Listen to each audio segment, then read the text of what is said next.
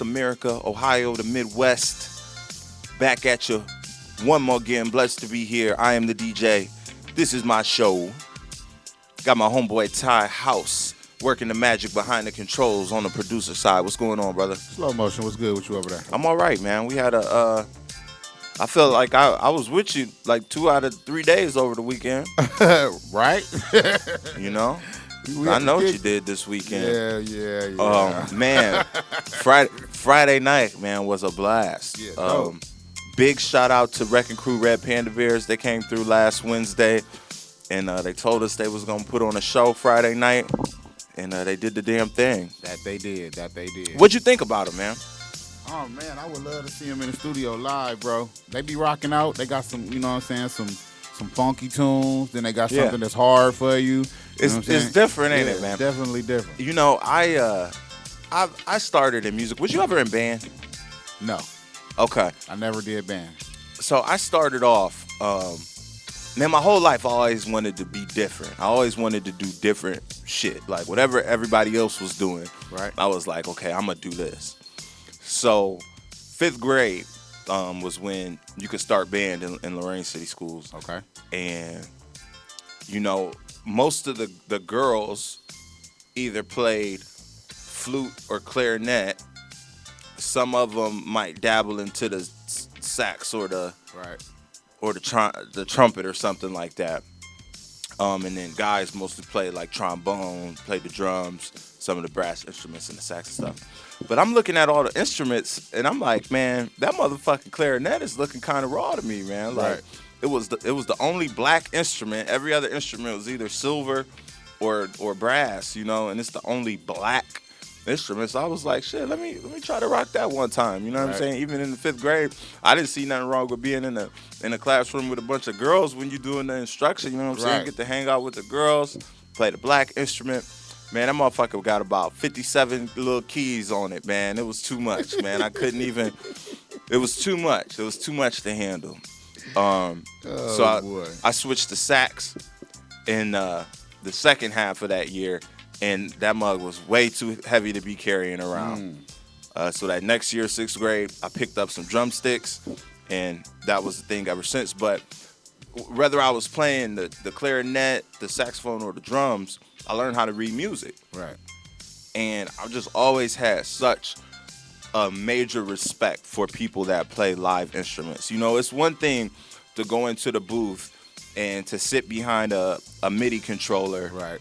and to have all the keys at your disposal and to be able to manipulate them any kind of way you want to and chop it and screw it and, you know, make it connect exactly how you want it to until it sounds just right.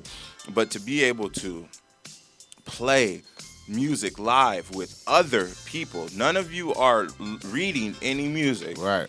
You're playing off your memory Off your and ear. from Yeah. rehearsing, and still everything seems to just flow together. So So it always gives off a different energy. That's what I like about live music. It does. It always gives off because you feel it.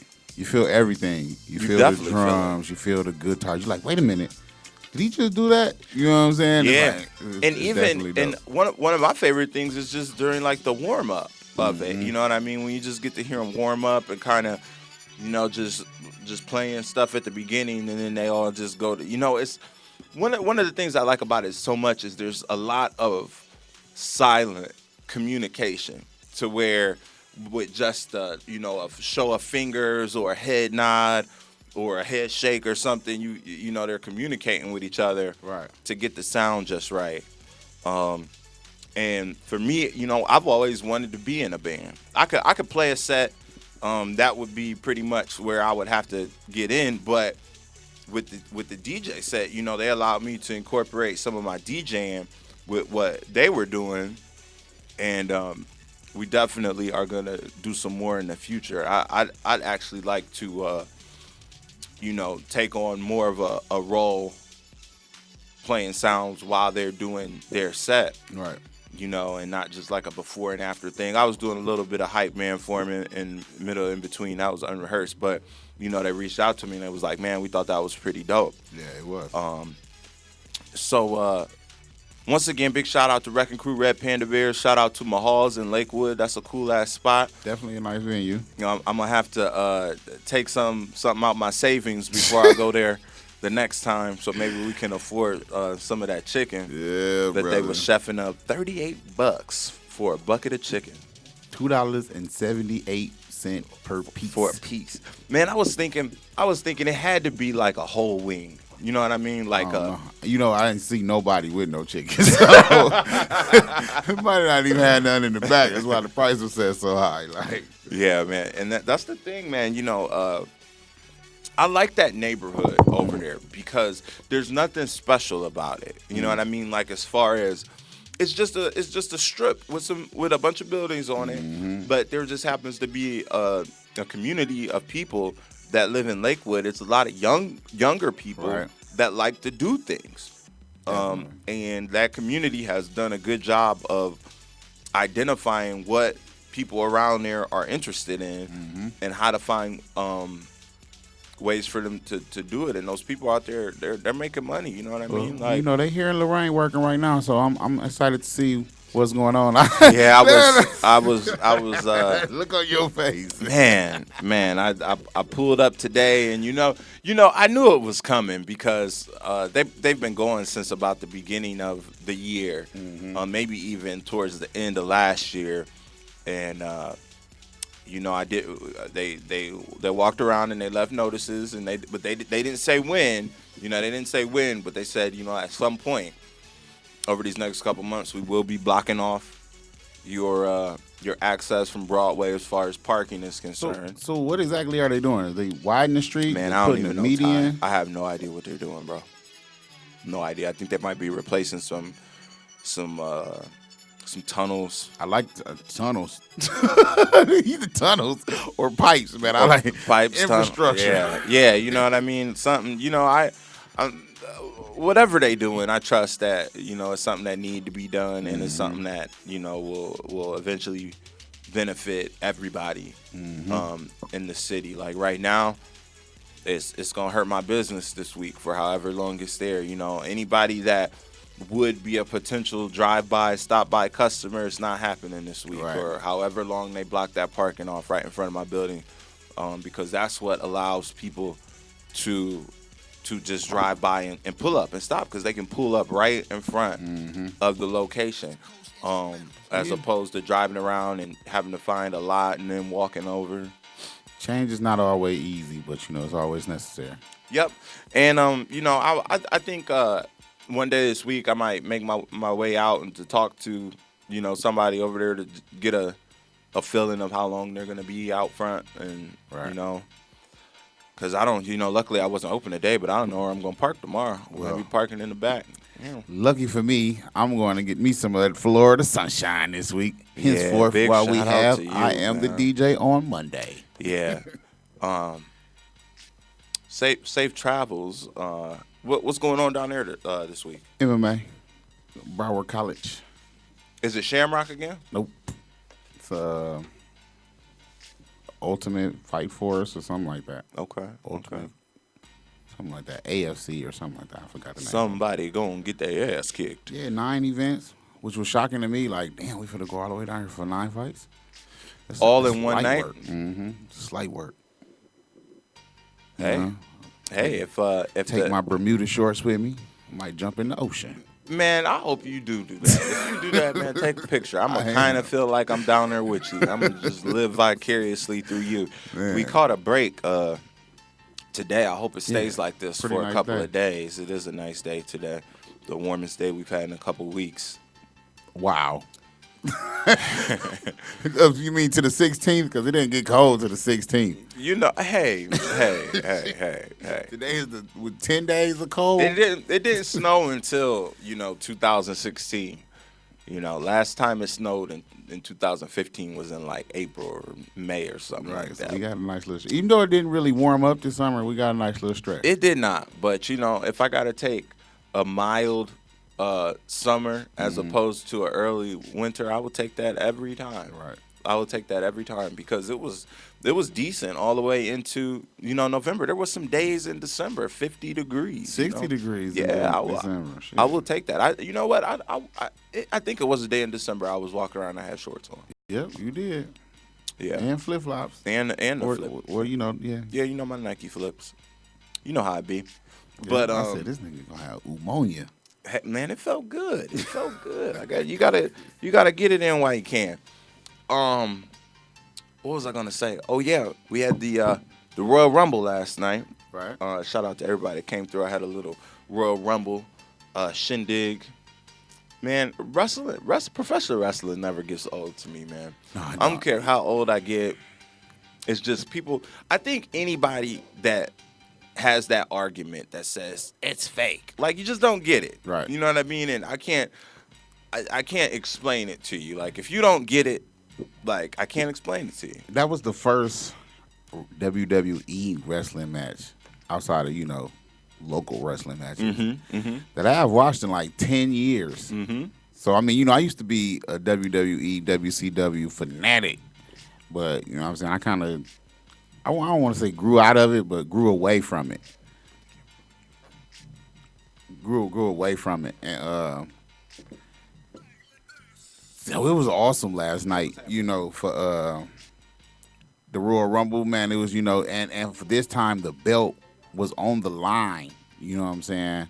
Like you had usually the championship belt is the winner of the Royal Rumble gets to go advance to WrestleMania to take on the world championship. And last night the belt was on the line. Whoever won the Royal Rumble would be the champion. And they brought in a lot of new characters. I mean, like I said, I haven't watched it in 10 years, so it was a lot of new characters on there. But it was a few older characters, a few guys that I recognized, and then, you know what I'm saying, the fellas did a good job of keeping me in the loop as far as what's going on. So that was always good. I think we got a guest or two coming in. Your boy talked to y'all about the whole Flint situation. If you're not hip, make sure you go to the Since 1974 Radio Facebook page. I just posted a post from Kwame Kilpatrick, former mayor of Detroit, who is now locked away in federal prison serving 28 years. Wow. So I think it'd be interesting if you into the whole little Flint water crisis. I ain't gonna say little because it's a big issue. The whole Flint water crisis. I did it again.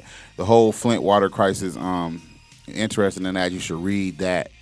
Definitely an interesting read to hear what Kwame had to say, seeing that he was the mayor of Detroit, and to me and to most is where the problem started, in Detroit. So yeah, we still in the process of working things out. We can always use water. If you want to donate water, we are accepting water here at 422 Broadway Avenue in Lorain, Ohio, the One Vision Recording Studios. So if you want to send some water, you can definitely send it there. And I'm going to do everything I can to make sure the people back home get it. Shouts out to P. Diddy, Wiz Khalifa, Eminem, and Mark Wahlberg.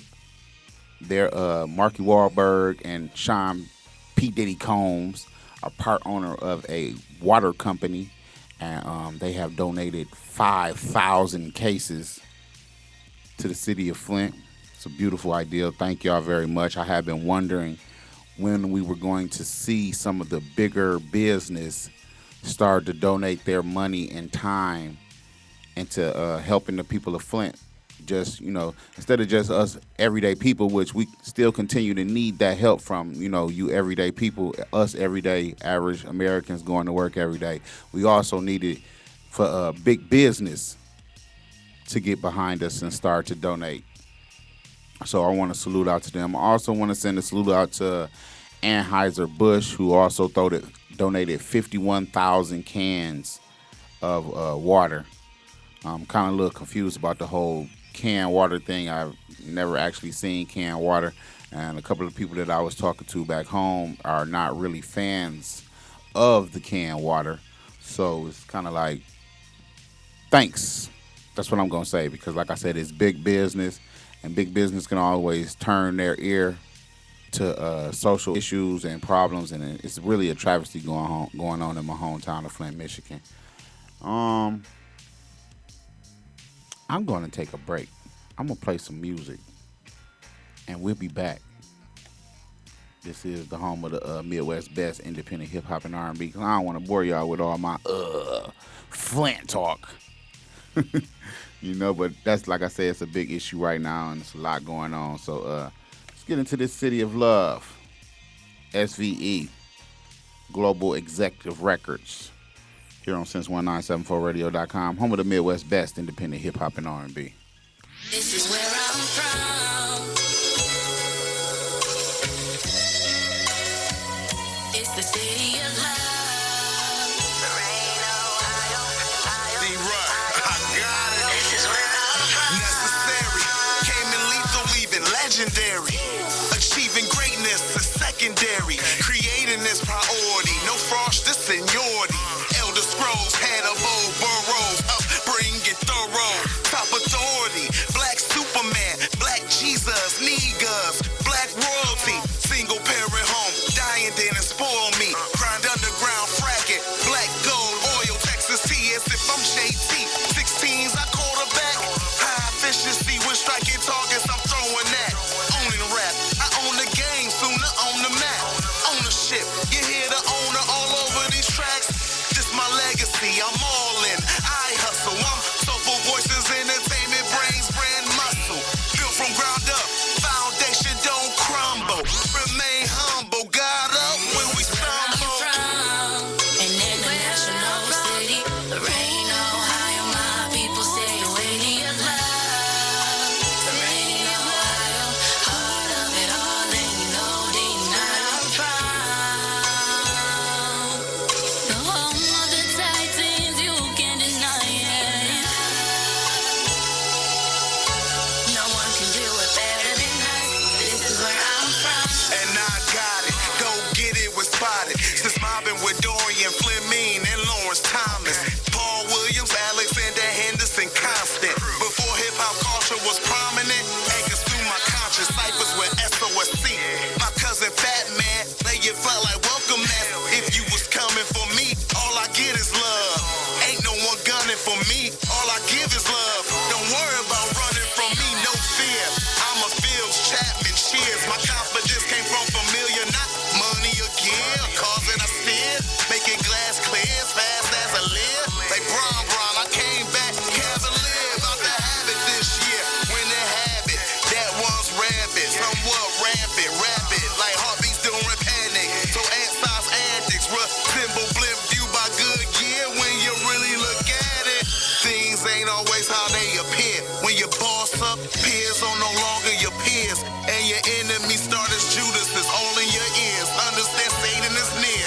Lord bless us when these devils This is where interfere. I'm from, an international city. Lorain, Ohio, my people say it with me of love. This is where I'm from, my people just show me some love. Now that the sun is out, let's see what the rain's about. I'm playing basketball and knuckleheads be wildin' out. Let's take a ride on the south side, dirty 30. The girls be fly, the guys spitting game, nothing nerdy, cute little Missy Boo. Sexy in her halter top, cause later in the club, baby girl makes the body rock. Let's take it to the east side, let's ride. When G Street and Massachusetts both collide. Where the happiness, thugs get the gaffling. Boys and girls hooking up like they were raffling. To the west side, got pocket in my stereo. Puerto Rican low ride, pushing out their reggaeton. I'm about to make it known. I represent 11 home.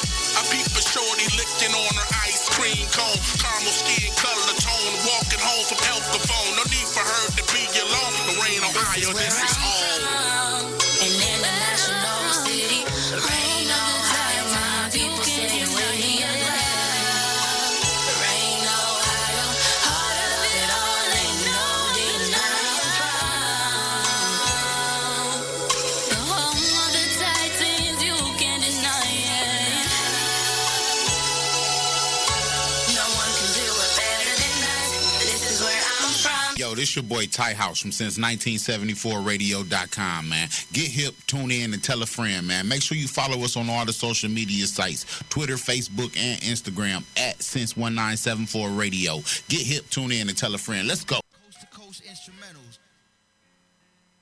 Check 1974. Since 1974 radio, I'm the DJ Show. We are back, and as you can see, I have some guests with me now.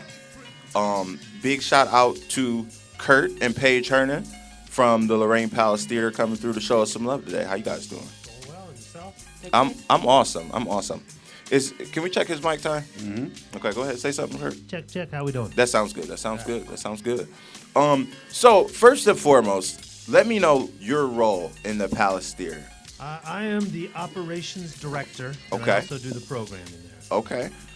So for anybody that might not be familiar with that terminology, what do you do there? Basically, I sort of run operations. Right now, I'm kind of a one-shop stop for our website, our social media, programming, any program that comes in, movies, the movies Right. that we show, live shows that come in. I do the deals to get artists in here for our live shows, and watch over the day-to-day operations. I don't like to call myself the boss, Right. but I'm kind of the boss when I'm there. I'm kind of making sure everything's going the way it's supposed to be going, keeping an eye on the shop there. So if he's not the boss, you must be the boss. I am definitely not the boss.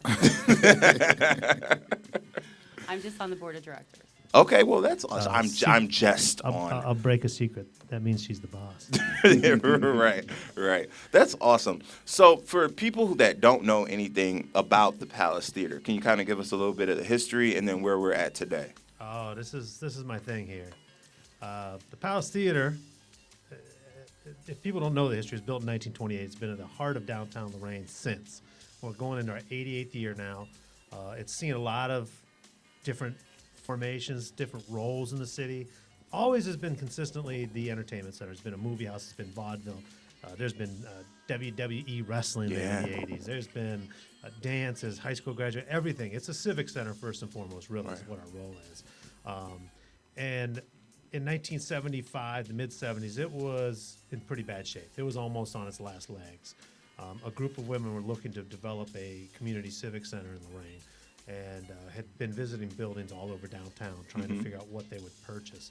Called for a meeting, a big meeting, a public meeting, asked the guy who owned the palace then, it was privately owned, if they could use it for this meeting. And they all walked in and started looking around going, why don't we make this place that civic center?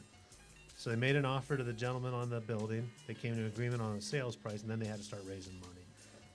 And fortunately, at that time, there were some thriving businesses in town. Right. Lorain Products over on the east side told them, if you raise half of it, we'll match it.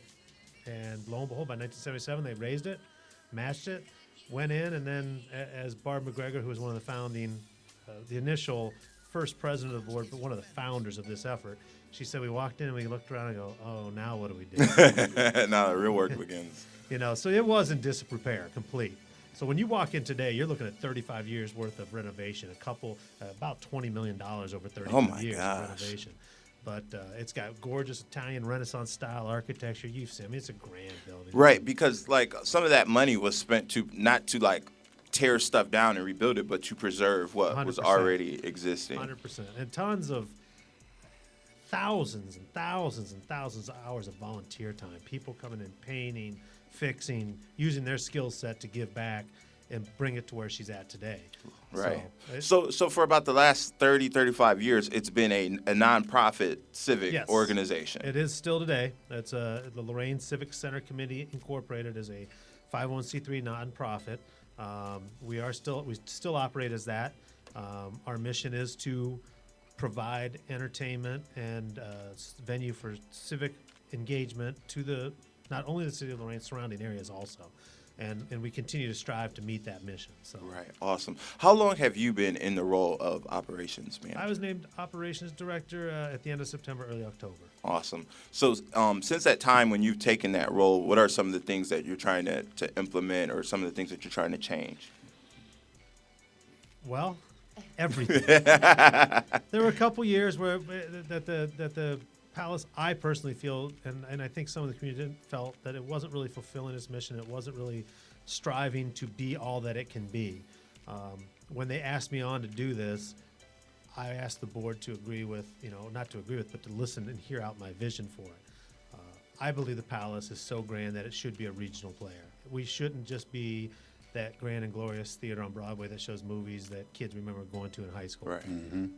It needs to be bigger. We need to have people from Cleveland want to be here. We need to have people from Sandusky want to come here. We need to have people from all over Lorain County want to come there. It is too great a gem to not be regional. And that saying, it also needs to be the economic driver downtown. We don't need to keep giving lip service to it's our jewel on Broadway or this needs to happen in Lorain. That we need to start making it happen. And my mission is to make it happen. We need to be the change we want to see in Lorain. And the Palace is there. I mean, the entity is there. That building's Right. there. The capability is there.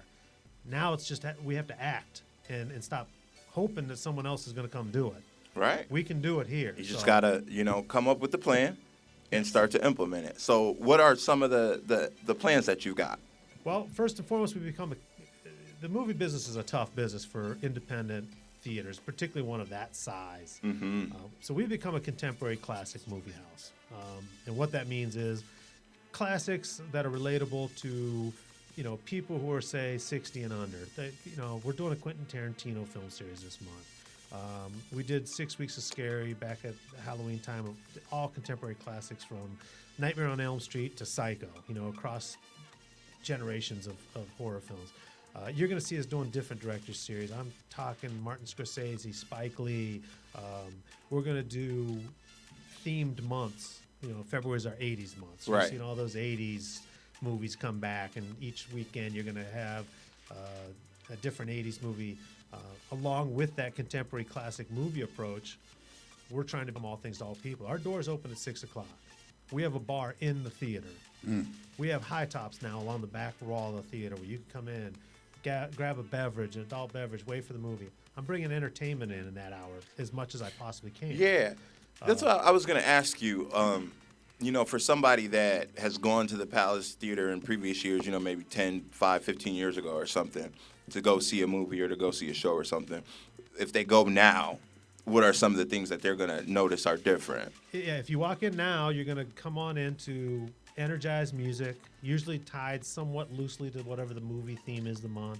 You're going to walk into a stage that has had everything from a baritone, world-class singer singing "Oh Holy Night" to an escape artist getting out of a straitjacket. We've done all that. I had a blues band in there to start Quentin Tarantino month, and it's closing with Django Unchained this Saturday night at 6 p.m. This Avenue Dark, a local Lorain sort of Nirvana-esque punk band is going to just be So they're going to play before the movie. 6 See, o'clock. now that's awesome. That's awesome. And it's all inclusive in the $5 ticket. to get in. Right. $5 to get in. You're going to get this entertainment. We're doing 80s month, and I'm hot on a few guys to come in and do a breakdancing bit. Right. Before that, bringing back things that are tied to the movies and give you that entertainment. So you guys have a special event going on next month Yes. to go along with the 80s theme. Paige, can you tell us a little bit about that? It's our 80s prom on February 27th, and we've had a lot of fun planning this, gathering our Rubik's Cubes and Oh, yeah. different things. But we're gonna host a prom. We have the perfect DJ set for it. I'm the DJ. Will be in the building for the 80s prom. We are, light appetizers, a cash bar, and lots of all things 80s. What's the ticket price? Ticket price is $20. $20. And where can people get those? People can get those at the Palace, and we also, it's on Just our website. went live online today. It'll cost you $22 online for the service fee, but it's a Right. convenience to be able to print your own ticket at home and not have to come down to the Palace and dig it up. So And then, will people be able to purchase tickets day of at the door? Yes. yes.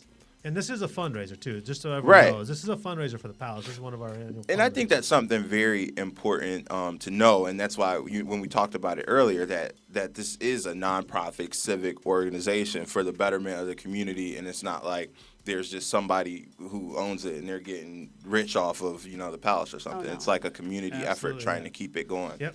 And all these funds go back into I mean, a lot of people don't realize, when you're a movie house and they see that beautiful building, they're like, wow, these guys must be swimming in cash. Well, over the last 35 years, almost every dollar that's rolled in has gone back into the building. Right. I mean, we don't sit on a bank account. We do everything. Every dollar that comes in goes to either repairing, restoring the building, or into programming, into giving back. How long have you guys been a part of the board and just a part of the things that are going on at the Palace? Actually, to be honest, our relationship with the Palace started with Javon Terrence. Really? Doing the fashion shows there. Awesome. And the second fashion show we did there, we kind of got heavily involved, and we saw some things at the Palace. We were like, maybe we could come in and help this out. Maybe maybe they could use some help. And it started with me doing their website.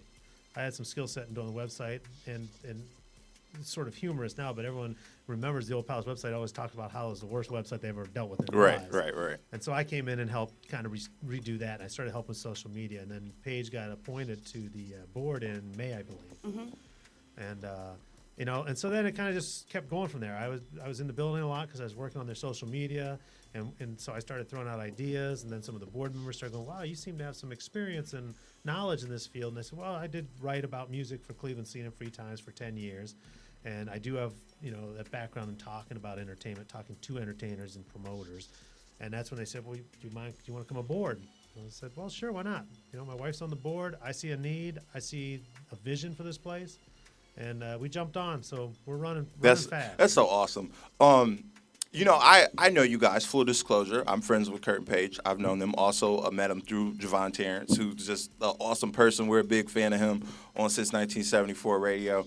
And I think one of the coolest things about what he does is you get these networking opportunities for Absolutely. creative individuals from all aspects of art. You know what I mean? And people get to come Absolutely. together and connect and to talk about things.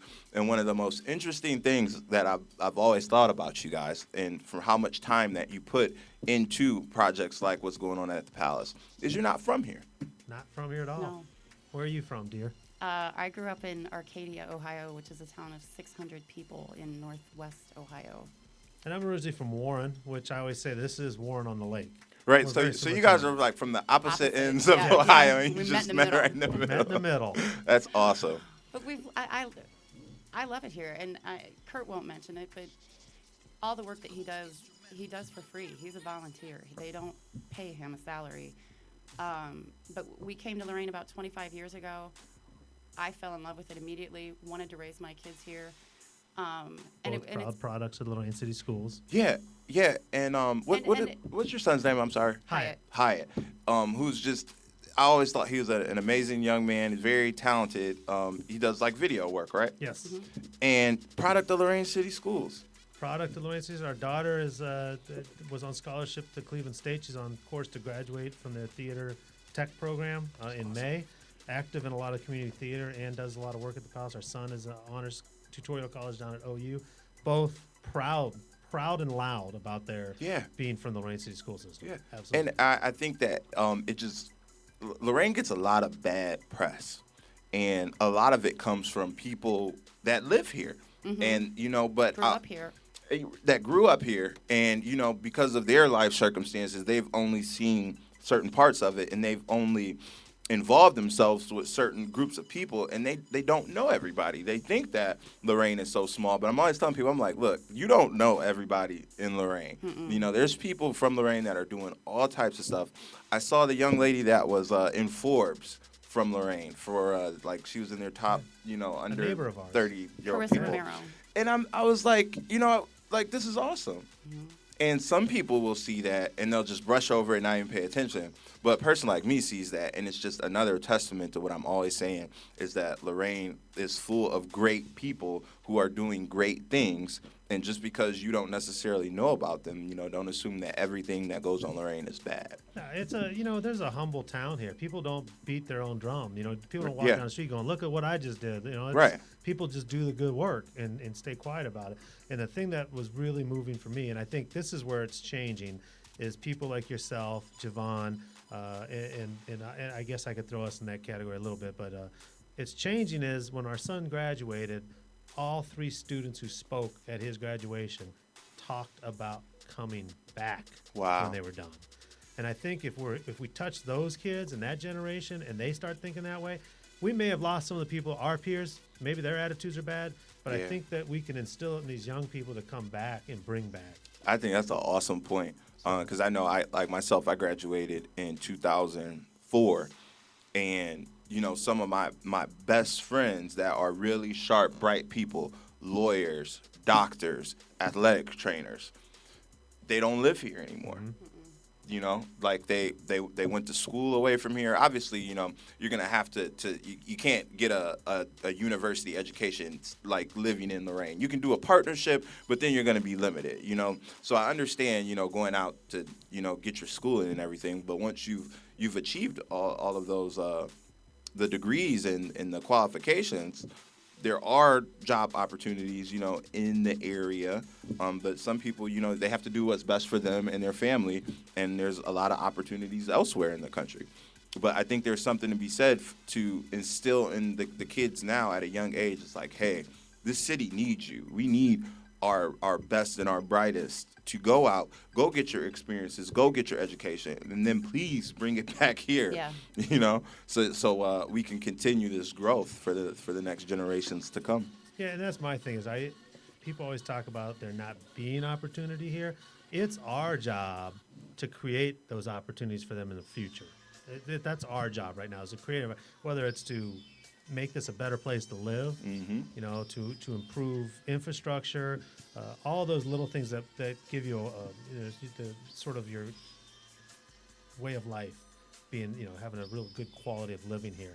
That's our job right now, and then opportunities will be created. Or those people will be the ones who come back and create new opportunities. Right. So that's what I hope to see. Just starting a chain reaction. Absolutely. And hoping that it ends up for the best. That would be awesome. I got a question for you guys. If you could have your dream act at the palace, no expense spared. If you could just make that phone call and they would come, who would it be? Well, see now that I'm doing the operations director situation, you split me.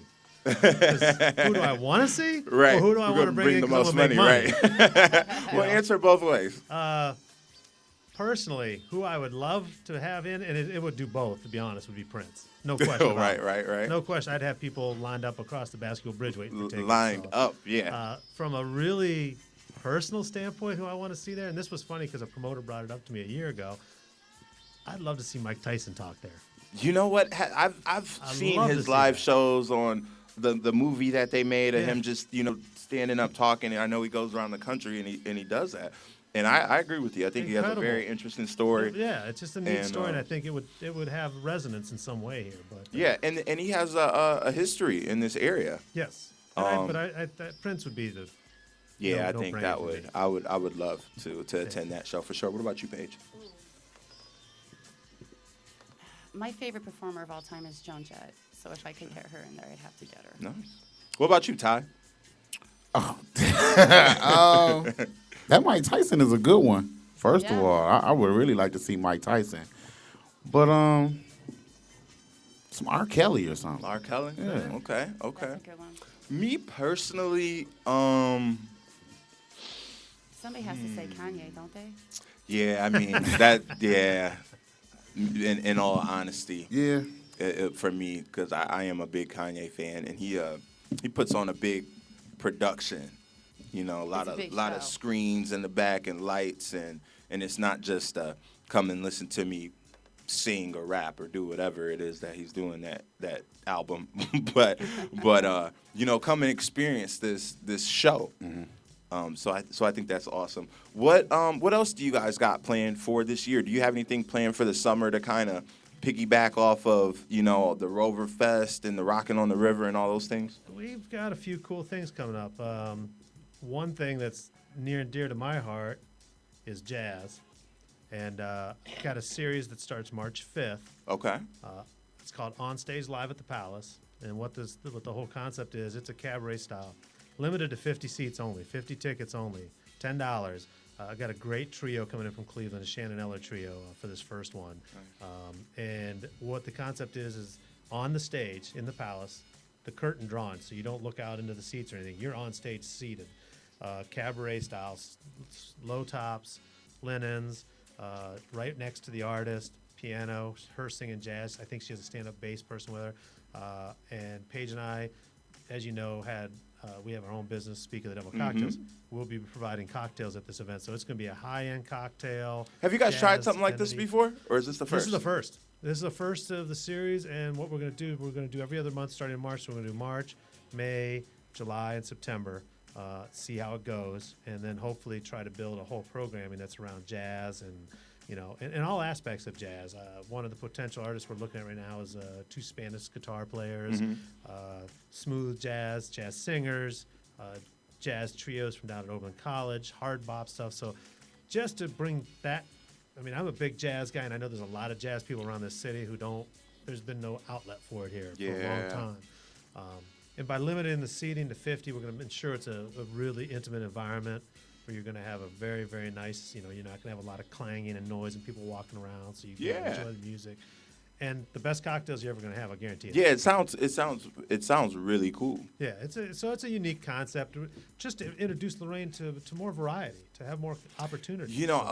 Ty and I were talking earlier about how cool live music is. Yeah. It's one thing that you get in the studio and have tracks produced and just play the backing track and to get out there and do something. But when you got a band that comes together and they're just going, and nothing like it. It's nothing like it. And like you were saying, like, you don't have to be familiar with these artists. You know, I could never have heard of any of those jazz performers that are going to be there, but I can go there and maybe see one of the coolest live music shows that I've seen before. Yeah, absolutely, 100%. And that's the whole idea. In a really cool environment. I mean, the one thing about being on the stage there is everyone who comes up on that stage, a lot of people sit in the audience and never go up there, but now you're going to sit on the stage and it's got like a 75-foot high ceiling, all the brick, the counterweights, the ropes. It's kind of this cool backstage vibe. It's awesome. I've known from being at the first Javon Terrence show that was at the Palace, and I was on the onstage seat, and then I was just sitting there like, man, this is really cool. I might or might not have stole the idea from Javon a little bit,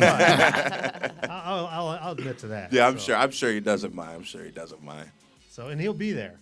He came and got tickets right away. So, right. That's another great thing about Javon is he definitely stands out and loves what's going on in the city and participates in everything. Yeah, and he's got he's moved his location to right in that same. He's in the Palace complex. Yeah, that was one of the first things awesome. We invited him down said, there. let's get you down here, man. This is too, right on the park there. And you talked about summer. Yeah, I think that with the refreshment zone and the entertainment district that Lorain has developed, you're going to see us using that outdoor park quite a bit this year. When they do Rockin' on the Rivers and that. We're talking about doing just sort of like a 5 o'clock happy hour. No, you're talking about the middle part, the little. I don't know. I don't know what you south really side of the Palace building. kind of Yeah. area. It's kind of a pass-through, but a little park. But there's plenty of space in there to do stuff like have a small instrumentalist, music, maybe a DJ. Yeah. You know any? I think I might know a guy. Maybe a live feed of an interview show. Yeah, I think I know a guy for that too. Cool, people having their Friday happy hour around you guys. I think that would be so awesome because I go to other downtown areas. We were just in Lakewood this weekend, and I'm very familiar with the Oberlin area, and also Amherst has a decent vibrancy to its downtown area, and I would just love to see that come back down here. Because, all I hear about is stories from people about all the things that used to be down here. And, it used to be like. And all these structures are still here. And the only thing missing is the people. The people. Yeah, and it goes right back to what I said, at the Palace, I know Paige and I are very serious about it, and our board is very serious about becoming the change we want to see. Mm-hmm. If we want something cool to happen in that park, we don't turn around and say, hey, someone do it. We're going to do it. Right. If we want Friday afternoon, summer fun after work, we're going to provide it. We're going to be the ones stepping up and doing it. So, and when we can involve people like yourselves, Javon, anyone who is down there, the Urban League, whoever's doing stuff down there, we're more than happy to include them. We want that vibrancy also. So, and I think we need that. We need people coming together to make the most out of what we have. We have to take advantage of the resources that we have as a collective group of creative people. We're capable of a lot, and I don't put it past us to revitalize this whole downtown. Javon's been instrumental. You've been instrumental. He's going to host Space Jam for us in Gonna be a March. fun one. in Awesome. March. Yeah. Javon is. Javon's doing. I'm yeah, sure gonna he's host excited Space about Jam. that. I'm like, he's a We big figure we got to bring Jordan that back and him fanatic. And Yep, good stuff. And then gems like this place. That's one thing I want to say. Walking through this building, what an amazing Wow. building this is. You could drive Yeah. through downtown Lorain and have no idea, idea. what an incredible space this is. There's since the guys that are running the place now at the One Vision Recording Studio have taken over. There's a lot of artists that come down here and do work, and people have no idea about it. So it's and there's a lot of things like that in Lorain, Yeah. where there's hidden gems in Absolutely. Lorain. Little secrets that people need to know about. And we You need know, to start sharing them with each other. getting the word out Yeah, about absolutely. each other, and just seeing how, like Paige said, how we can combine our resources in order to make the most of them. Absolutely. And I think our most valuable resources are people, obviously. So let the people know where they can find out. Shout out all your guys' social medias. Find us first and foremost. Just go right to our website, www.lorainpalace.com. You can get a link to our Twitter, our Facebook. We've got probably what I like to say is the most active Facebook in the county. We have nonstop activity on there. It's blown up out of control Join recently. the email We've- list. Yeah. On our website, join our email list. We found that's becoming the single most effective way for people to know what's going on at the palace. Yeah, it is. I'm on the email list, and it is. So people get that, they get the information. You know what shows are coming. You know what we're up to. That's our biggest struggle is getting the word out. Yep, that's our biggest struggle. Yep. I think that's anybody that's trying It to do is. something like what we're doing is There's their not one biggest place struggle. where everybody goes for information. I just said that to somebody yesterday. I said the closest thing might be the journal, but I mean a lot of people don't read the paper anymore. And younger generation certainly has moved away from it. I mean, Oh, tell yeah, me how it's many all people digital. your age have a subscription to the newspaper. Yeah, I mean, couldn't tell you. Just doesn't happen. So it's about sharing the information, talking good about our city, talking good about each other, and it's starting to get each other included in things. Yeah, I think we're moving in the right direction. I feel good about Lorain and what's going on downtown, and also in some of the other parts of the area. I like what's going on with the high school, Yes. with that's the teams amazing, being. that new building. Yeah. I mean I hope that they make it certain parts of it available for community use in Yeah. some type of capacity, whether it's the auditorium or a library or just something, to where The whole community needs to feel ownership of it. Absolutely, because it's a huge, major investment that they're putting into it, and they want it to kind of be one of the symbols of Lorain going forward. When you think about Lorain, you want to think about this beautiful, great, high school in this building, and not just the structure itself, Right. but the programs that are going on inside of it, and then most importantly, the people that it is producing and what they are doing after they leave that place. So you want to break some news? Sure. Okay. We just kind of came up with a thing that's going to happen at the Palace here on February 15th, President's Day. Okay. Partnering with the Historic Society and the library. The library is also going to use it as an event to kick off their efforts to renew their levy, which is a very good cause because we got an amazing library. Yes, we do. But in honor of Black History Month, and being that it fell on President's Day, and we are in the midst or in the final year of the historic presidency of Barack Obama, there's a free showing of the movie Selma at Palace Theater, 7 o'clock. Awesome. That Monday night. Awesome. Doors will open at 6. There's going to be a little programming before. We just met with the mayor. I think he's going to come and talk a little bit. Awesome. We have word out to Congresswoman Capter's office.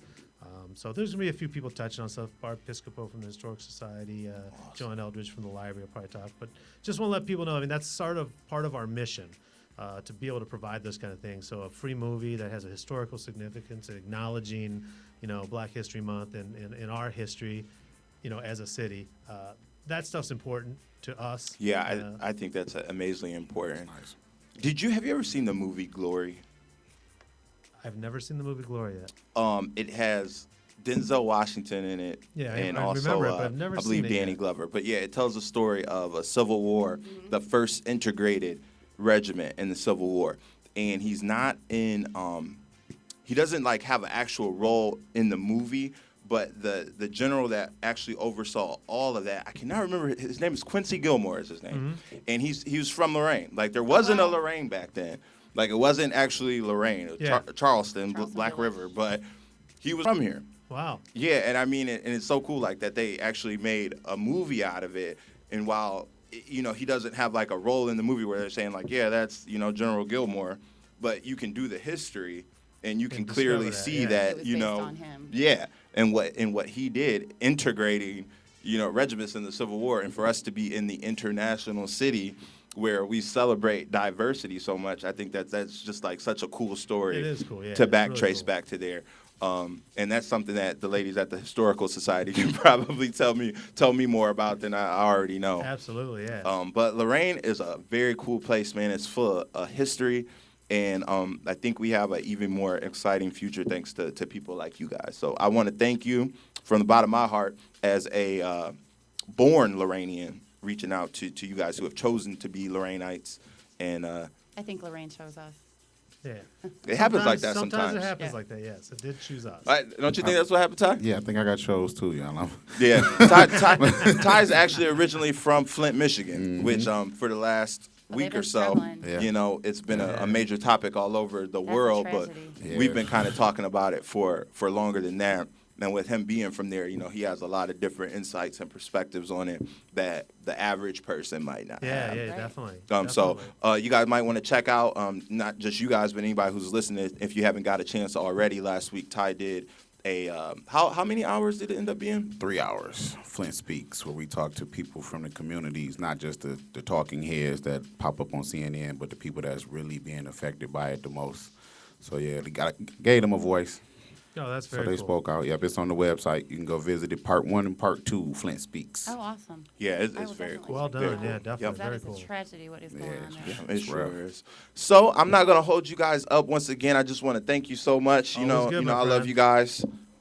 Always. Wish you the best. Definitely we'll be, look forward we'll to be working hanging with out y'all this and working summer. in the Yeah. future. Yeah. Absolutely. Definitely. I mean, and you send people our way. Yeah, definitely. And And thanks for the likewise. voice. We appreciate it. Yeah, at all times. So once again, thank you to Kurt and Paige Hernon from Lorain Palace Theater. Ty, you got some music lined up for me? I got some Vontae Orr speech lined up. Very cool. So we're gonna hit that, and then we're gonna come right back. This is the I'm the DJ show since 1974radio.com.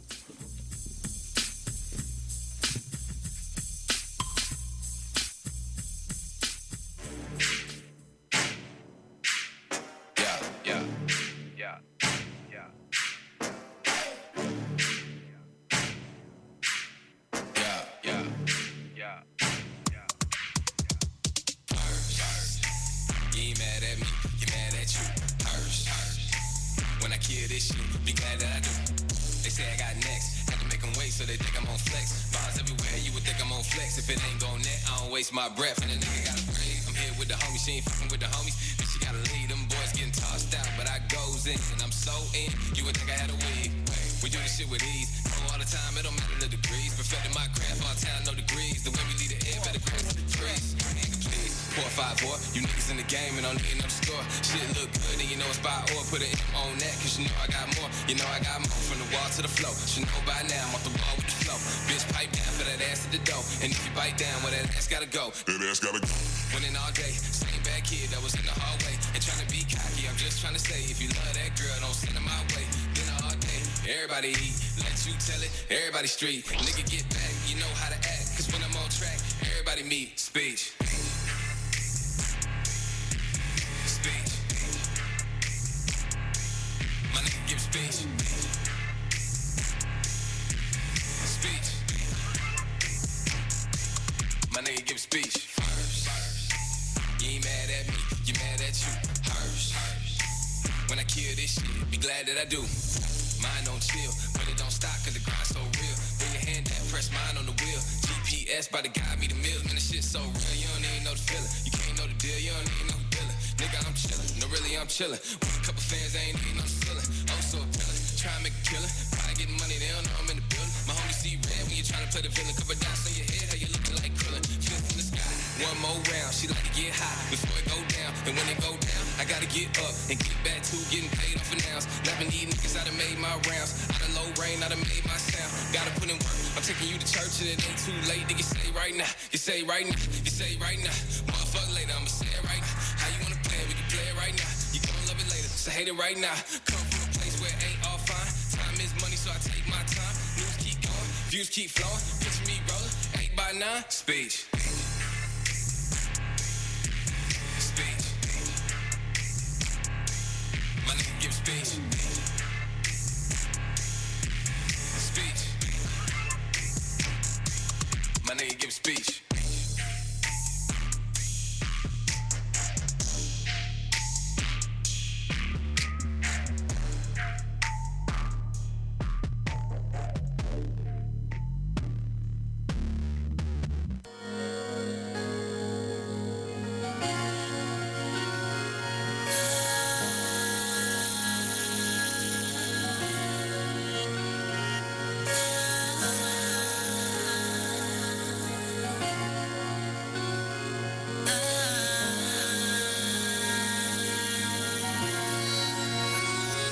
Maybe I'm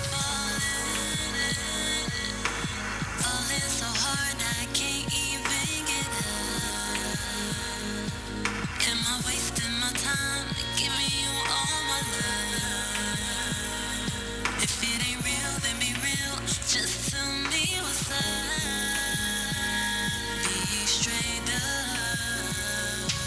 'Cause lately you just been acting so distant. What did I do to make you act different? If it's a game, then boy, I'm not with it. I don't need this. 'Cause too many dudes be chasing me down, trying to make me the one. I turn them all down. I only want you when you're playing around. Like, oh wow. Who do you, who do you, who do you, who do you, who do you, who do you, who do you, who do you think that you are? Seems like you ain't got a clue of who it is. You're trying to play like a fool, boy. Who do you think that you are? I try all for you, but you act as if that wasn't good enough. I let down my walls, stop acting so tough. But I guess I never was who you wanted. Should've kept it real, but you're fronting. I should've never trusted you. 'Cause you know I tried, always been loyal, never told no lie. You just keep trying to play me like a fool. What do I look like? Too many dudes be chasing me down, trying to make me the one. I turn them all down. I only want you when you're playing around. Like, oh wow. Who do you, who do you, who do you, who do you, who do you, who do you, think that you are? Seems like you ain't got a clue of who it is. You're trying to play like a fool, boy. Oh yeah, think that you are. It's crazy how you trying to play me like I'm basic. Like you don't know my name, boy. Say it. Just say it. Just say my name. Don't act like you don't know it, baby. Who do you, who do you, who do you, who do you, who do you, think that you are? Seems like you ain't got a clue of who it is. You're trying to play like a fool, boy. Think that you are? Yo, this your boy Ty House from since1974radio.com, man. Get hip, tune in, and tell a friend, man. Make sure you follow us on all the social media sites, Twitter, Facebook, and Instagram at since1974radio. Get hip, tune in, and tell a friend. Let's go.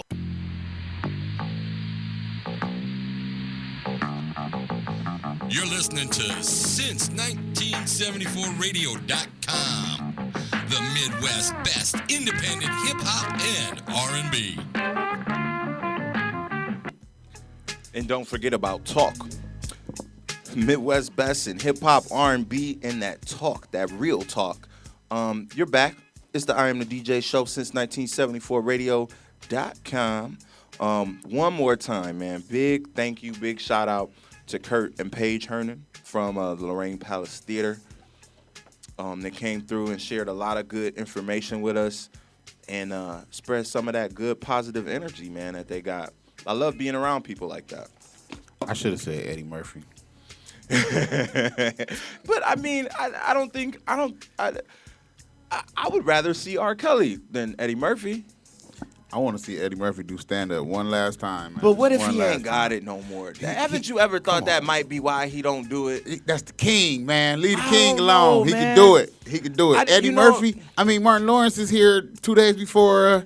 You know what I'm saying? It's been forever since we seen Martin do a stand-up. Hey, I'm just saying he might not be as funny. You Chris know? Tucker gave it up. We see he just did it recently. Did one. I think it's a lot of pressure when you're doing stand-up. You know, Especially because when you the king. because people done heard them jokes before, you know, especially now with YouTube. You do a show and, you know, somebody done uploaded half your show to YouTube. But we want to know what Eddie thinks now. With all I that, with, agree. with all that has transpired over the agree. past 20 years, you know, transsexuals and I agree. everything else, you know, nutty professors and everything else Not that done even, went on. honestly, I don't even really want to know about how, you know, his comments on his personal life. I want to know how he feel about other shit. I want to hear him talk about Tiger Woods. Yeah. You know, I All want to of hear him that. talk about Cosby. I think it would be great. Come back, Eddie. Come back. We need you, Eddie. We need you, Eddie. Man, we that- need you. that- Come back. Yeah, man, I'm really gonna put some more thought into reaching out into some people to see who is the biggest artist that we can get at the Palace, because That Mike Tyson idea, bro, would be awesome. I think I might even pay like 25, 50, maybe even a little bit more to go yeah, I see mean, Mike. I would pay $50 for a decent seat to go see Mike Tyson do his stand up thing. I think that would be a fair price for that ticket, because I mean that's a what would you call Mike Tyson as far as A-list, B-list, C-list celebrities at this point, 2016? I mean, I don't think you can really call him an A-list celeb. I mean, he Mike Tyson, But though. exactly. Like once you, because there was a point It's an aura. in his life where he was a A+ Right. celebrity. So once you reach that point, it's kind of hard to come down too far. You know what I mean? Especially if you ain't never had the privilege of seeing him live. Like, you only seen him on TV. He's still, like, not real to you. You know what I'm saying? Yeah. Until you see him live and can Yeah. almost reach out and touch him. Like, I was there. He was, you know what I'm saying? That's Mike Tyson, bro. That's like wanting to see Muhammad. You know, Muhammad Ali. You know what I'm saying? The Yeah. greatest of all time. You done seen him on TV, but to just be in his presence, even though he ain't what he used to be, Mike can't speak to you, Mike, you know, can't give you no knowledge or nothing, but just to be in his presence is like, wow. Well, I don't. Have you seen his stand-up movie? Mike Tyson? Yeah. I seen some of it. I haven't seen all of it. You know, I caught bits and pieces of it. I've seen several Mike Tyson documentary type things where, you know, they kind of recount his story. There's different versions of him. There's a Tyson movie. You know, there's a like a unauthorized documentary where it's just, you know, they're talking to all the people that were around him but not talking to him. Right. You know, then there's ones that are from his perspective, and throughout all of that, I still think that you can watch all of those. You can watch all of those different pieces and still come away with questions about exactly who Mike Tyson is. Right. And I think, you know, the fact that he hasn't had a fight in 20 years, damn near a significant fight in over 20, well, in about 20 years. I think that Holyfield, him and Holyfield, was like 97, 98, maybe something like that. But yeah, man, whoever we can get down here, it'll be amazing. You know, even if you know, I think that some of those shows, like the Bankroll Fresh show, and the who was the other cat they brought down? Stolly. You know, if you were gonna try to do something on that level again, the Palace, you know, might be a venue that you have some more success at. Because when you're throwing events, I mean, other than the entertainment, you know, the venue is like the most important thing. Right. Because, you know, you want people to, because sometimes people, when they pay to go somewhere, you know, part of it is they're paying to be at this place. You know what I mean? It's like not just we're gonna go see that artist, but like, oh yeah, I'm gonna pay because I know it's there and I know that that's a legit scenery. And I know when the first time I was able to get on the Palace stage, I was like, "You want me to do what? A host where? Are you serious? Like, I didn't even know what it was. Just the name, the Palace was like, yeah, hold on a minute. Let me, yeah, I'm gonna do it, but let me go look and see what the Palace is. And I look like, oh shit, this is. now this is it. would you say that is the Fox Theater bigger than that? Yeah. Yeah. Not by much. Not though. by much. No. Not by much though. But You it's know, good. so I think you could and you know, Lorain is not Detroit, you know, but I think you could really start to make an effort at pulling in some bigger level. But it's the county seat of Lorain, which has, like you said earlier, Elyria, Lorain, Amherst. You know what I'm saying? Sandusky's in reach, Cleveland's in reach. You got all them points in between from Lorain to Cleveland, Yeah. Westlake, Lakewood, And I think that Avon. other communities with our Black River Landing for summer, they're starting to realize that you had Rover Fest come in, you had Rockin' in the River come in. They've added another one, the Country Jam. You know, Okay. so it's only one thing missing in that scenario. You got your Rover Fest, which is like your new age combination of, you know, kind of a little bit of rap, little bit of rock, little bit of this, little bit of that. Then you got your Rockin' on the River, which is that, you know, old school rock and roll for the most part. Right. Cover bands. Now you got your Country Jam. Right. You know. And it's time to get that summer jam, that hip hop movement started out there. Which might be a good idea to do like a summer jam or a version of a summer jam. Yeah, I mean, I think it definitely has the ability to be successful. Big shout out to man, I wish I knew her last name, but her first name is Tony, and she was promoting the concert that they had Lakeside here this past summer, and then this summer, she's bringing the Daz Band and Slave out here. Nice. And I think that's big for the city and for you know, to have some black artists out there too, some people that, you know, some of the black folks out here When might I want think to of come the see. Palace, I think of Apollo or Yeah. the Five Heartbeats when they used to have the talent Yeah. shows, and you know, it just seemed like that's where they was at when they Yeah. did that performance, where the girl was in her seat squirming and shit. They was at the Palace, like Right, at you a know place what I'm just saying? like Yeah. that, you know. And you know, I've been in there for like they were talking about earlier. I've been there for wrestling. I've been there for plays. It would be dope to see again wrestling. I know it's kind of small of a venue for a Raw, but you know, one of they off nights, like a Wednesday or something like that, would be dope. Yeah, you know, I don't know if you'd ever see like the major WWE back in there, but also too, bro, they used to show pay-per-views Right. on the big screen in there. And, you know, it would probably cost an arm and a leg to make something like that happen now. But, you know, I think it'd be worth looking into. MMA. Yeah, I think you could definitely do a MMA fight there because, you know, what you do when you have events like that is that this like they were saying, they're going to hold an event just on the stage. You know, there's going to be a band on the stage. All the seating is going to be on the stage. So for some things like wrestling like that, you know, because you don't have a 360-degree angle to work with. Or the boxing championships, you know, the state, what is they, Golden Gloves. You know, it would be a nice venue for that too. Yep. So I think the Palace is in good hands. And, you know, us over here, we're going to see how we can get our 2 feet in the door and do our part to help out and to bring some money down to the Palace and to bring some fun down to downtown Lorain and some stuff that everybody can enjoy, you know? I'm going to go check out the Django this weekend. I think I'm going to slide over there Saturday. See if I can find me a little honey dip or whatever. Right. If you're listening out there. To all the lovely listeners out there in the world, if you're a faithful listener to my show, I don't really talk too much about my personal life, but if you've listened to every second of every show, you might have heard me mention a couple times that I'm expecting my first child here in the next couple of weeks, and I mean, Ty, I know you got kids, so I know you can relate to the feeling of just that anticipation, you know, of just knowing that Right. you're about to meet, you know, your creation.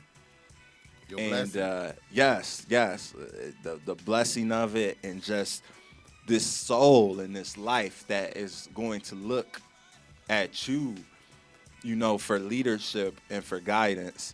And it's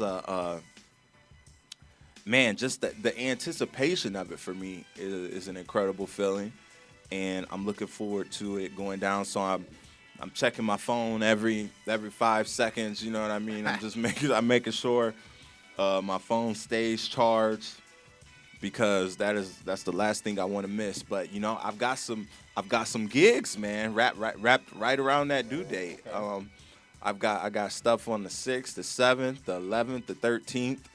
And then the 19th is the first night of we still in the discussion stage. We haven't finalized what we're gonna call it yet, but the team is gonna be back at Mutt and Jeff's, global exec.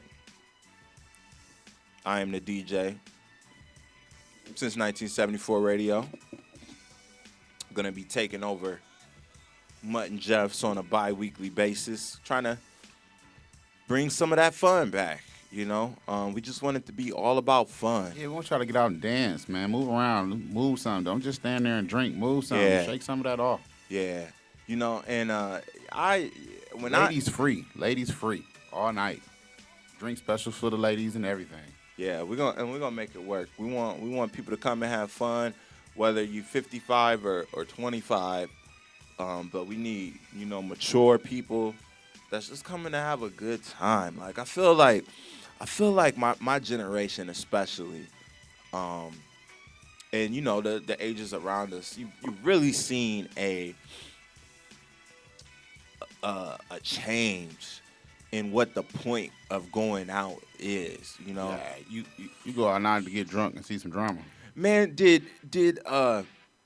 did the word stunt come into our vernacular? That was them Cash Money boys.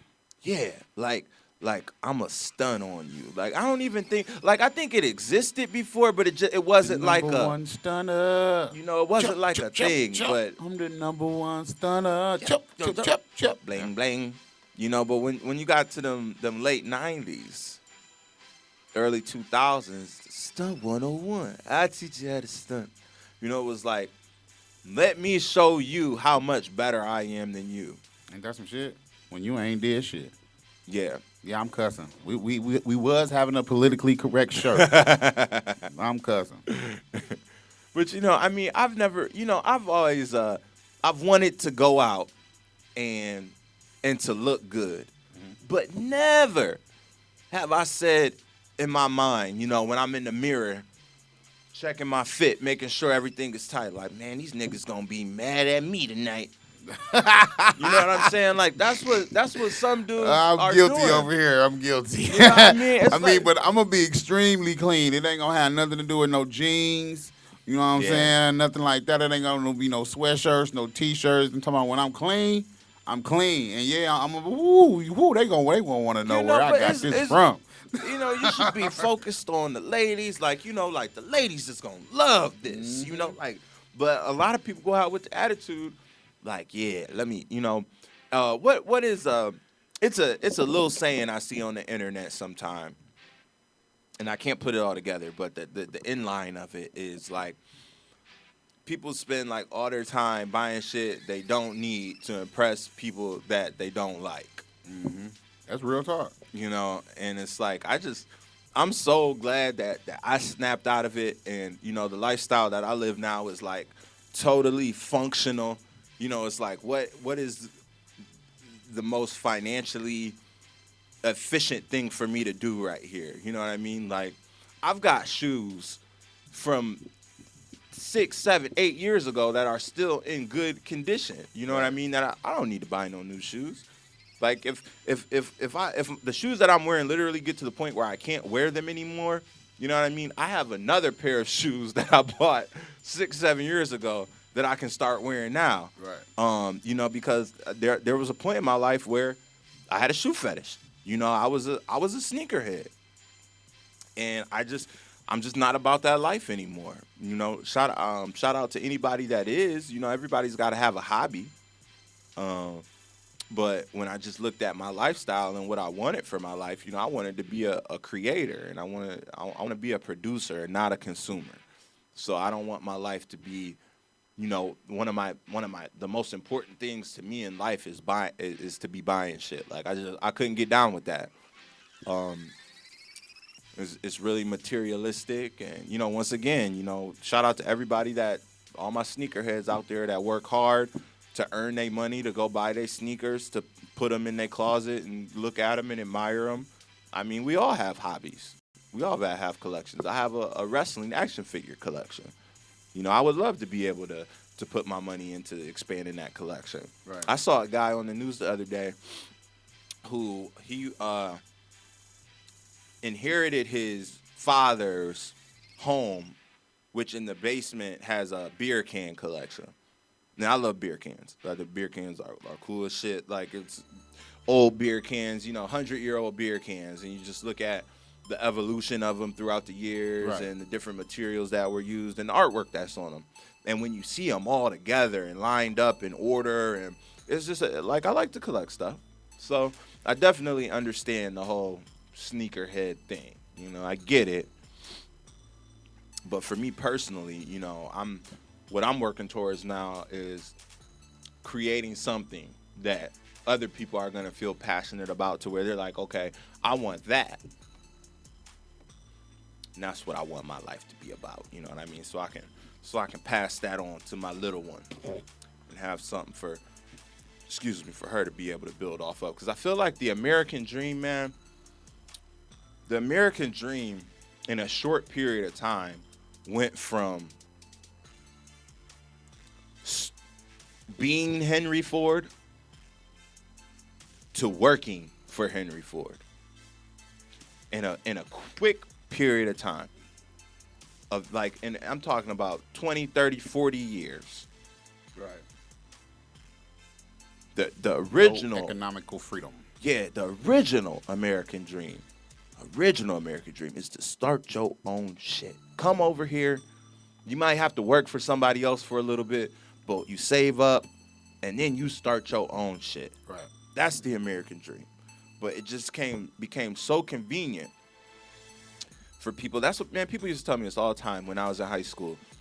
I have older dudes tell me all the time, man, back in my day, man, you could quit high school, go get a job at Ford, go get a job at the steel mill, like, without even finishing high school. That's what you was subject to. You just go to the steel mill. Yeah, people was like, man, why shit? And you know, and people did that, and you know, they worked for 30, 40 years, and you know, worked for a while. But now those days are over. And we need to get back to a producer mindset. We need more products. The more products that we have, you know, and people feel like, you know, I've seen a lot of people since I've started the Lifestyle Studio. I've seen other people get into the business that I'm in, you know, and I say, you know, do you? There's everybody wears clothes. Correct. You know, so I'm not mad if somebody else gets into the clothes game. Make all the clothes you want. You know what I mean? Like, I encourage people to create and to be productive, whereas some other people may be like, you know, discouraging to somebody when they hear about somebody else, like, oh, well, man, fuck him. You know, he ain't doing it. He ain't better than me. You know, my whole attitude is like, good for him, man. How you feel about the whole Oscars so white? Hashtag boycotting the Oscars. When was that? Yesterday? Was the Oscars yesterday? I think they were yesterday. Well, I'm gonna just put it like this. It won't air. I have been silently boycotting the Oscars pretty much my whole life. You know, I learned at an early age with not just the Oscars, but also the Grammys. You know, like, the people that I thought should win if they was even nominated, they never won.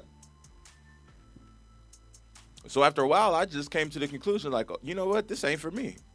So they was filmed yesterday, but they won't air till the 28th of February. Yeah, I mean, it make no difference to me. Like, I don't care about them. A lot of folks is mad about Chris Rock. You know, he was the host of the Oscars. Shout out to Chris Rock. You know, like, and that's the thing about it. You know, if there is anybody that like wanted Chris Rock to not host the Oscars because no black people were nominated.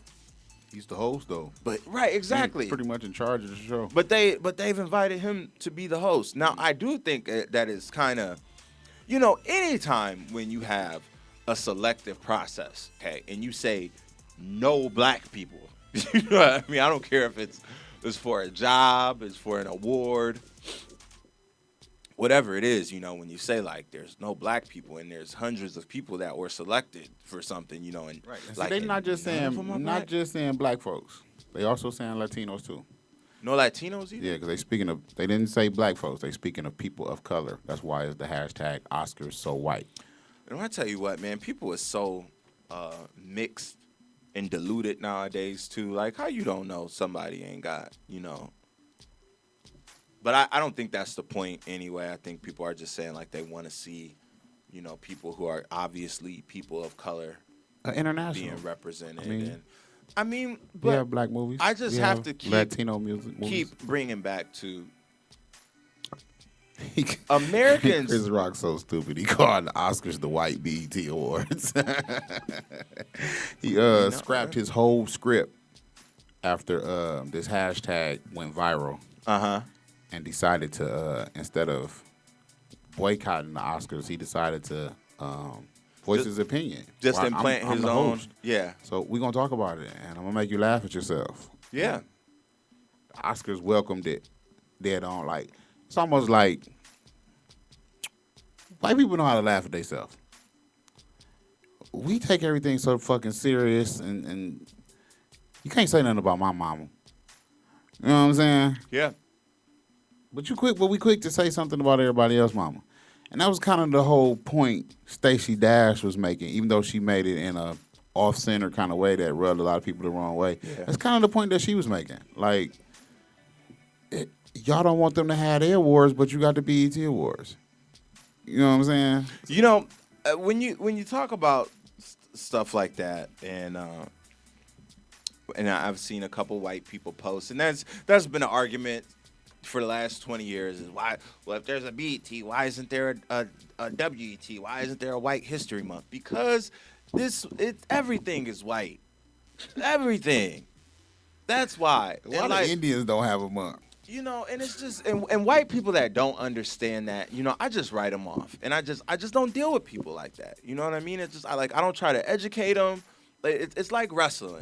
Mm-hmm. You know what I mean? Like, if you're an adult and you get to the point where you don't realize that, like, white people run everything just about, like, so it's okay for minorities to have their own things that recognize them as being things, because just about everywhere else you go, Right. It's a white establishment. Shout out to Triple H. I don't even think we announced the winner. Another white establishment, WWE. But yeah, you know, big shout out to Triple H winning. I was explaining when you ran off on me about the whole WrestleMania, you know, to catch you into the Royal Rumble, where the champ is usually championship is not usually up for grabs during At the the Royal Rumble, Rumble. right, Yes, right. The winner would be the challenger in WrestleMania for the belt. Correct. And last night the belt was up for grabs. First time ever, and they put the guy that had the belt, they put him in first. Even though he skipped out on the ball. He did, you know, he missed about a half an hour in the middle. You know, he got hurt and he went to the back for about a half an hour. Back there drinking. Drank some Gatorade, you know. Drank on. Got in the ice tub and came back out. He was one of the final three.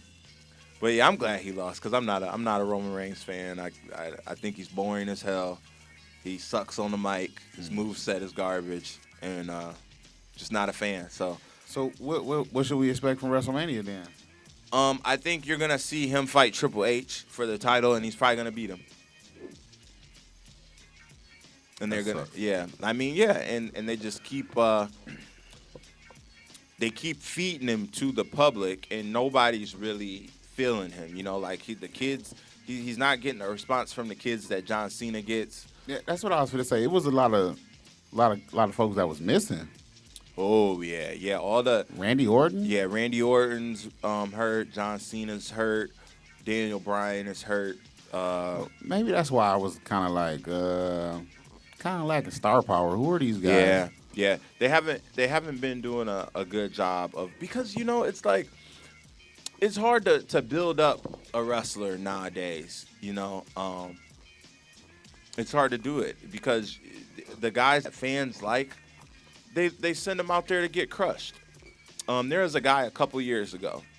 You probably never heard of him. He still wrestles. His name's Zack Ryder, and this is like he was at the precipice of wrestling and social media, utilizing YouTube, utilizing Twitter.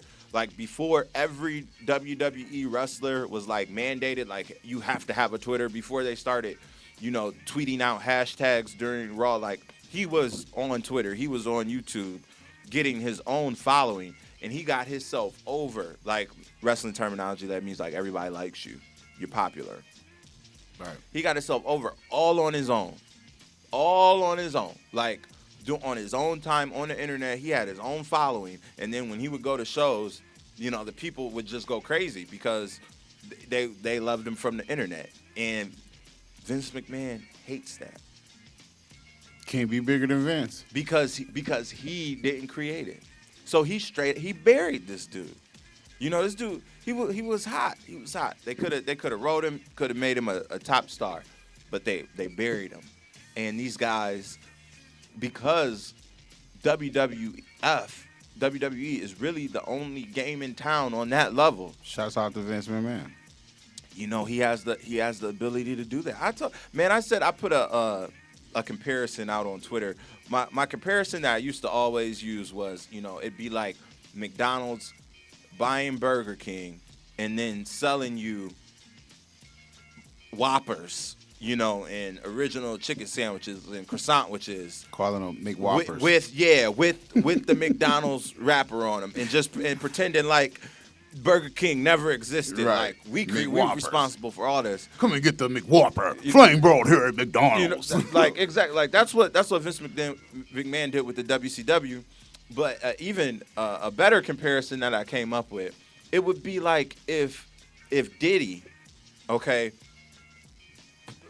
purchased Death Row Records, okay, and then now in the year 2016 was re-releasing The Chronic, re-releasing All Eyes on Me, America's Most Wanted, releasing all these albums under the Bad Boy label, giving no credit to Death Row and just putting it out now, like, yeah, this is Bad Boy. You know what I mean? Like that's what Vince has done with because when you go on the WWE network, you can watch all the old WCW shows. You can watch all the old ECW. It's a whole bunch of AWA, NWA, Mid-South. It's just all these other, and he just purchased all that shit. And he just says, no, this is all. Like, I am wrestling. And I think that's amazing from a business perspective. But I feel bad for these guys that are, they're kind of stuck there. They're trapped because it's like, man, the lifestyle that even being a low guy on this roster, not getting the top shine that the top guys are getting, none of that, but just being associated with that company, being able to travel all across the world, and having somewhat of a relative job security because WWE ain't going nowhere. Nope. And some of the smaller wrestling organizations can't exactly provide you with that kind of comfort. So, Speaking of Puff Daddy, salute to Puff Daddy Mark Wahlberg, Eminem, and Wiz Khalifa for donating 1 million bottles of water to the city of Flint. that's what I'm talking about, man. I saw I know last week I was kind of down on big businesses, and mainly the bottled water companies. Like I said, I had looked it up. It was over 200 bottled water companies here in the United States. And so happens that Mark Wahlberg and Puff Daddy are co-owners of a bottled water company. They must have heard me. So salute to them. And like I said earlier, Anheuser-Busch also Give him some donated beer. 51,000 cans of water, which I also have to put the disclaimer on. My people in the city of Flint have let me know and I haven't either. Not too happy about canned water because I've never heard of canned water. So what are they just putting water in the beer cans? Evidently, according to the Anheuser-Busch website, since 1988, they have dispensed over 73 million cans of bottled water to different needy, like places Katrina across the world. and yeah. I don't see why you would put water in a can. It has to be carbonated to be in a can. And I've seen a few people do the lead test with the can, and lead shows up in the water. So it's kind of like, they kind of, even though salute to them for, like I say, big business stepping up, donating. The people have been warned about drinking the canned water in the city. Man, can you just you told me about this before we came back from commercial, but basically, what you were telling me is that the governor of Michigan has basically told the people that they cannot cut off their water because children's services, Child Protective Child Services. Protective you Services. have to have running water, or that's considered neglect. So Child Protective Services will be getting involved. So for everybody that's not up to breast with the situation, the water is poisonous. It's poisonous High water. levels of lead and other microorganisms. Yeah, and now you have the governor telling the people that they have to keep using this water. The city of Flint is only 95,000 people. And, only 95. They have over 30,000. They have already sent out over 30,000 shut-off notices to the residents of Flint for non-payment of water that has been poisoning them. For, they put the number. It's going to keep going back further and further. It was April 2014. Now it's February 2014. And it was back in 2013. And then, like I said, if you go read the article that I just posted by Kwame Kilpatrick on the Since 1974 Facebook page, they knew of these issues way back in 2004. And General Motors told you about it way back in the 90s, late 80s, early 90s, when they said they were using the Flint River water and it was corroding the engines. So, it's not like, it's not like this was like a huge secret. It's just you had to be in the know. And right now, it seemed like everybody is in the know. And also, I want to say that it seemed like it's already past this news cycle. And I tell you, man, it makes me wonder what secrets are buried here. Yeah, because being a steel mill. Yeah, there was a site over in Elyria, on Gulf Road, that had been used as basically like a toxic waste dump, and a lot of there were reports of families around there getting cancer. Well, they just recently issued, like maybe 2 days ago, they noticed that they issued a water alert in Youngstown, Ohio, which is, to me, like a direct correlation of what's going on in Flint with them having a General Motors plant. Yeah, because exactly, because if it happened there, it happened somewhere else. Well, see, that's what the article was stating. The article, and then I hate to be quoting articles that you read off internet, or even articles that you get off the regular news, because you gotta, like you said, you read it and then you have to do the research yourself to find out if those numbers are correct or whatever.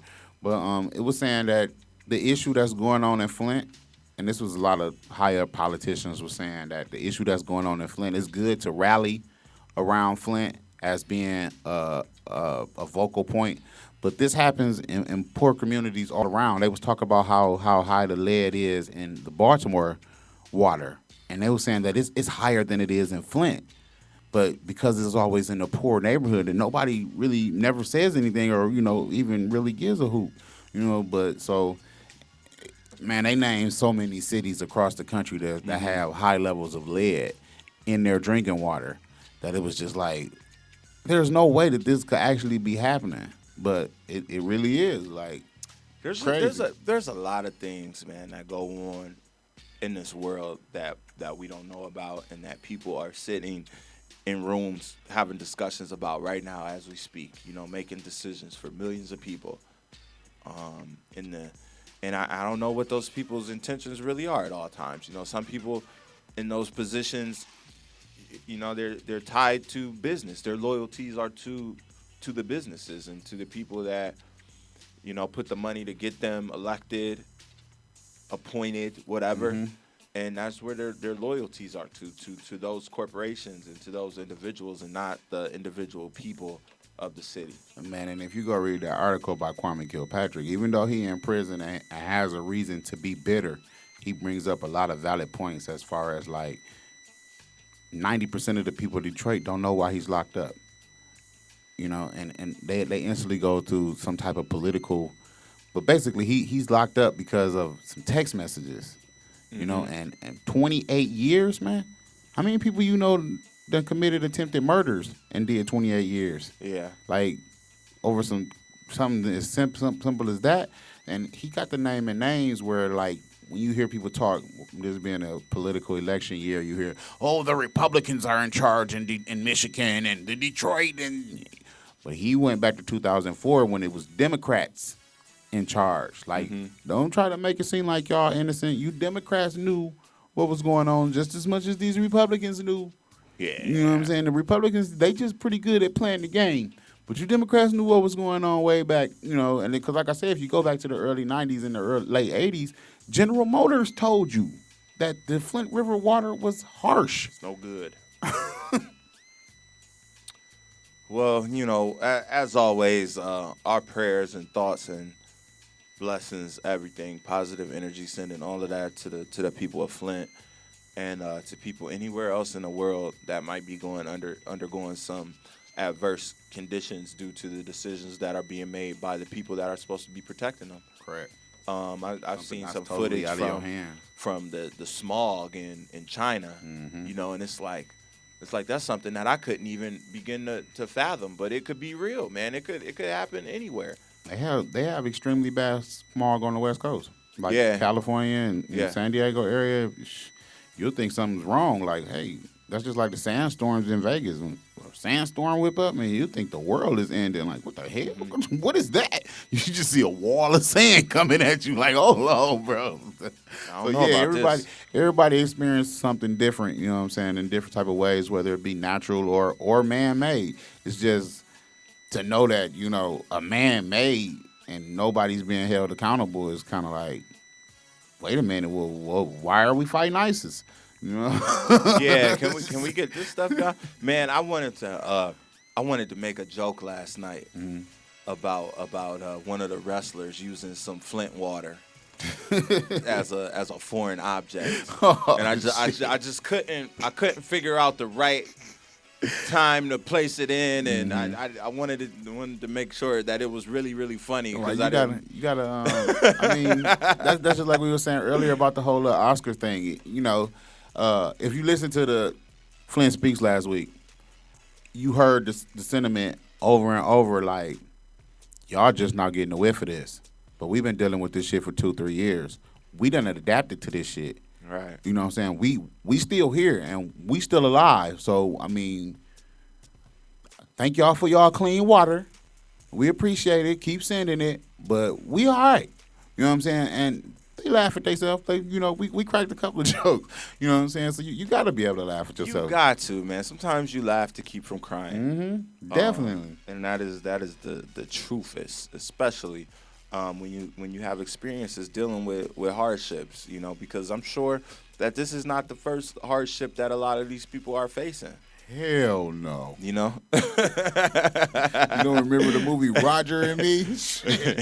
Back in goddamn, that was the 80s. So shit, I mean, yeah, we've been under the gun with hardship for a long time, but it's just, they also are upset at how they're being painted as pretty much like the Ethiopians were when we were coming up. Like, you know what I'm saying? Yeah. Like, them people, those people. Yeah. And they like, wait a minute, we Americans. You know what I'm saying? We proud Americans at that. Like, we need y'all to stand behind us to do the right thing. Because we the people. And that's why my hashtag has been, we are all from Flint. You know what I'm saying? Because it's just that easy for Flint to happen to you. You know what I'm saying? So we are all from Flint. Right. Has Had to get his shirt made. Has Paris sent y'all any water? Any of that good Paris water? We talked about that too, man. Like, when that happened in Paris, every Facebook on Facebook had the little Paris flag as the profile. But you still find people today that's like, what's going on in Flint? And that really burns you up. Yeah. When you see a post like, I got a homeboy, Fofo Cannon. He music always playing here on the show. You know what I'm saying? He in South Bend, Indiana.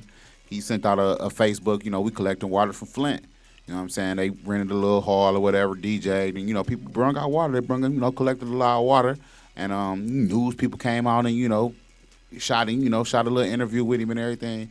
And I actually went on his page and seen motherfuckers on his page like, why you helping them?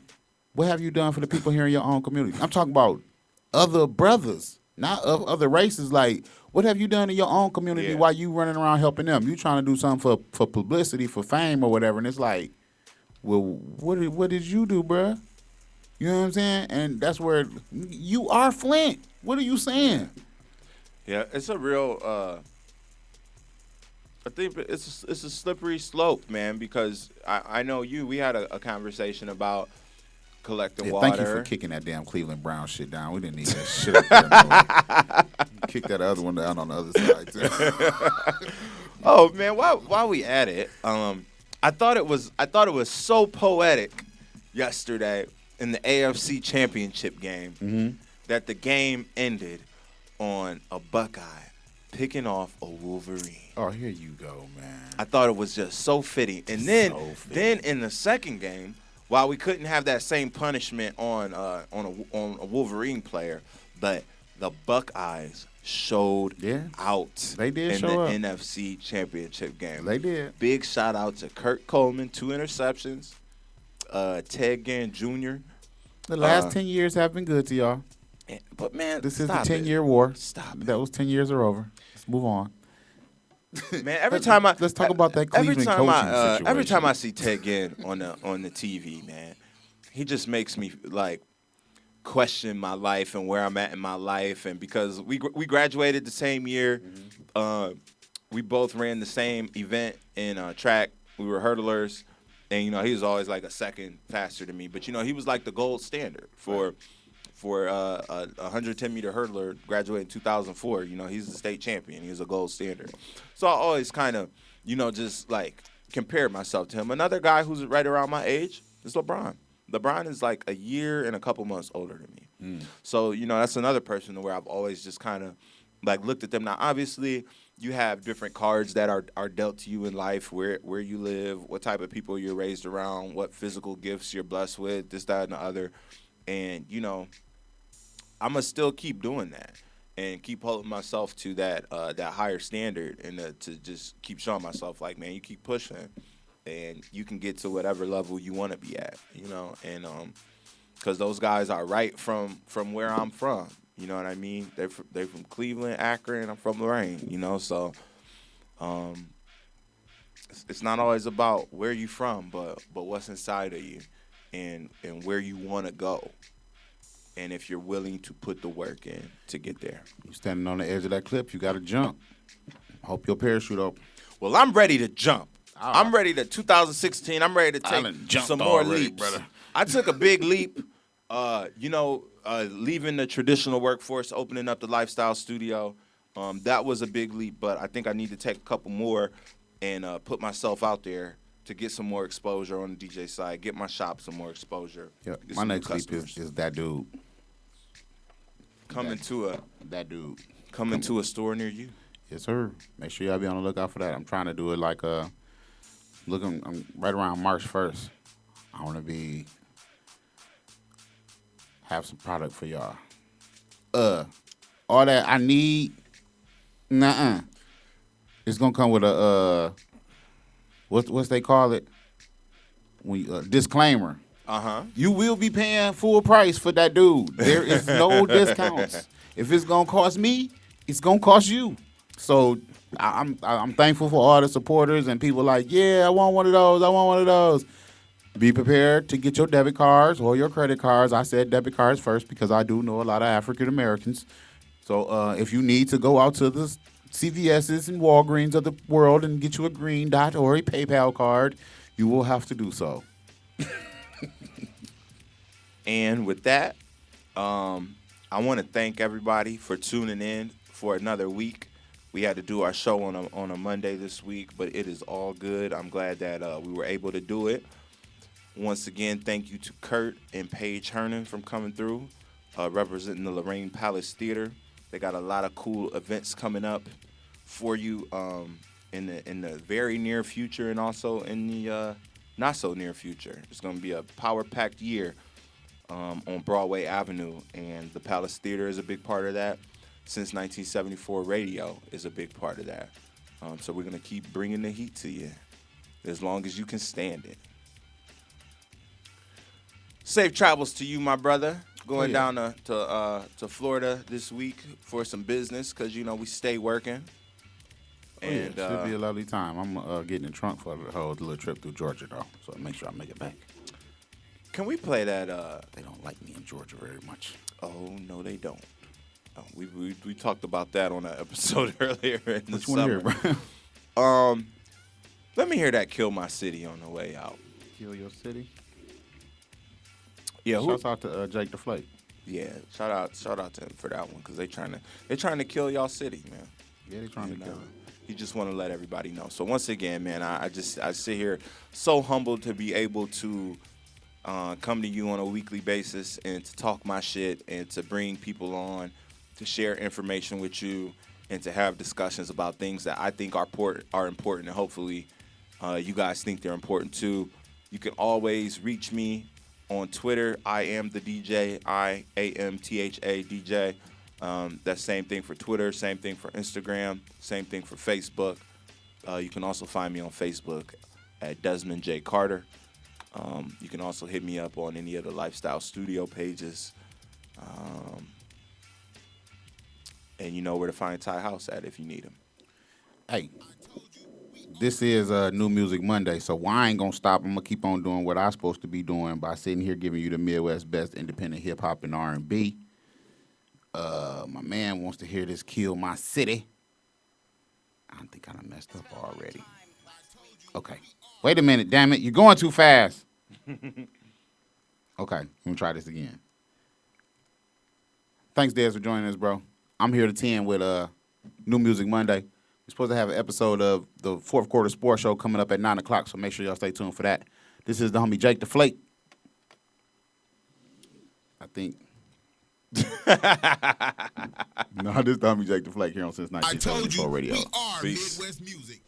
I told you we are Midwest Music since 1974 radio. I told you we are Midwest Music since 1974 radio. I spent a lot of time